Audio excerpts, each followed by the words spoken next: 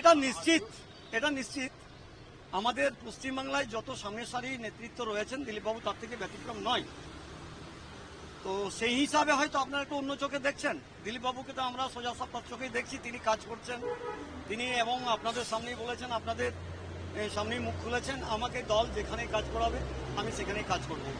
তিনি মিদনাপুরের সাংসদ ছিলেন, দুর্গাপুরে গিয়ে তিনি লড়াই করলেন। এটা দলের নির্দেশ। আজকে আমি এখানে আছি, কালকে আমাকে যে নির্দেশ দেবে আমি সেটাই করব। এটা দলের উপরে আমরা কেউ নেই।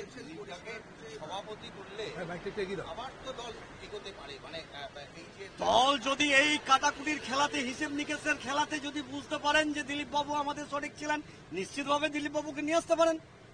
এটা তো আমরা কিছু বলতে পারি না, দল বুঝবে। এটা তো অস্বীকার করার নেই।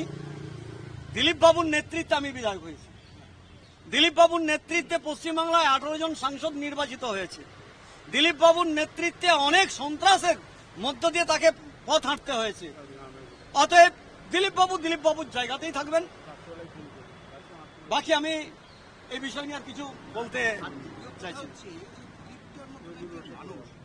আপনারা সারা বছর ধরে আপনি নিজে মাঠে নেমে ধান কাটেন, লাঙল দেন।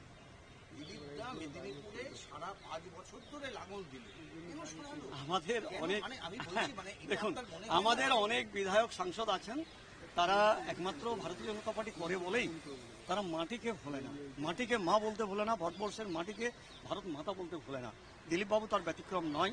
দিলীপবাবুর সঙ্গে আমি সেদিন গিয়ে মাছ ধরলাম। দিলীপবাবু হঠাৎ করে বললো, ভাই মাছ ধরতে হবে। পুকুরে গেলাম, মাছ ধরলাম ছিপ নিয়ে। তো দিলীপবাবুর জায়গাতেই রয়ে গেছেন। তিনিও ছোটখাটো একটা হিমালয়ের মতো দণ্ডমান শিখর, মাথা উঁচু করে দাঁড়িয়ে আছে। তার মানসিকতা হচ্ছে সমুদ্রের মতন অতল গভীর। অতএব দিলীপবাবুর জায়গায় থাকবেন।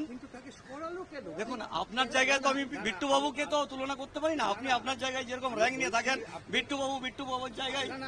হ্যাঁ, আমি বলছি আপনি একজন এমন বিধায়ক যিনি জিতেছে আর বাকিরা সবাই হেরেছে, তাদের মূল্য আর আপনার মূল্য নিঃসন্দেহে এক না। আপনি বলুন না, এটা এভাবে দেখবেন না। আমাদের সমস্ত বিধায়কের মানসিকতা সব একই। আসলে তা নয়, দিলীপবাবু ওই জায়গাটাকে উর্বর করেছিলেন। পরবর্তী জায়গাটা হয়তো ভেবেছিলেন যে একটু কঠিন হয়ে গেছে, পুলি বসে গেছে, সেটাকে গিয়ে তিনি আবার নাঙ্গল চালিয়ে উর্বর করেছেন। এটাই তো হবে। এবারে হারা জিতাটা হচ্ছে, দেখুন, গণতন্ত্রের এটা একটা পরিপন্থী। না, খারাপের কিছু নেই।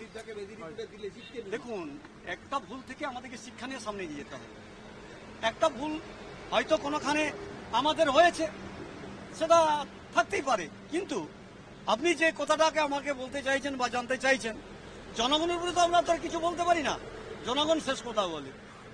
আচ্ছা, আমি যাই হোক, কঙ্গনা রানাওয়াতকে চোর মারার ঘটনা ঘটেছে, সিআইএসএফ তারা এক মহিলা, ওইখানে এটা আছে সিআইএসএফ বুঝবে আর ওখানে মানুষ বুঝবে, ওটা তো আমি দেখি না।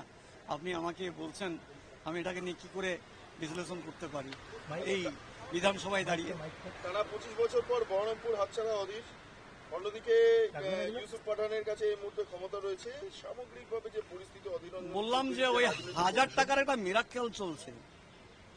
এটা থেকে পশ্চিমবঙ্গের মানুষ একটা শ্রেণীর মানুষ, সেই শ্রেণীর মানুষ যতক্ষণ না পর্যন্ত না বুঝতে পারবে যে আমাদের শিক্ষা, আমাদের সংস্কৃতি, আমাদের সৃষ্টি, আমাদের কৃষ্টি, আমাদের সভ্যতা, এটা যতক্ষণ না পর্যন্ত আমরা 100% না করতে পারছি পশ্চিমবাংলার জনগণকে, এরকম একটা চলবেই, এরকম একটা গ্লামলিং চলবেই। এটা হতেই পারে।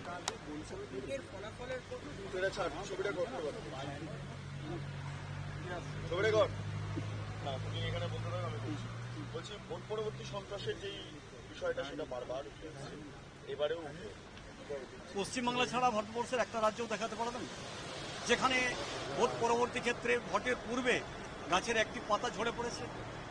মারপিট ছেড়ে দেন, রক্ত ঝরাঝরি ছেড়ে দেন, খুন খারাপি ছেড়ে দেন, বোমা বিস্ফোরণ ছেড়ে দেন, গুলি চালাচালি ছেড়ে দেন। ভারতবর্ষে কোন একটি রাজ্যে আপনি দেখাতে পারবেন যে পশ্চিমবাংলার মতো সন্ত্রাস, খুন, হানাহানি, মারামারি? আজকে এই মাত্র একটু আমাকে ফোন করলো এই ভবানীপুরের একজন ভাই, তাকে গতকাল রাত্রিতে, কি তার দোষ? সে বিজেপি করে বুথে হয়তো বসেছিল, তাকে মেরে মাথা ফাটিয়ে দেওয়া হয়েছে, তার বাড়িতে ভাঙচুর করা হয়েছে। এই তো পশ্চিমবাংলা, এই তো পশ্চিমবাংলার গণতন্ত্র।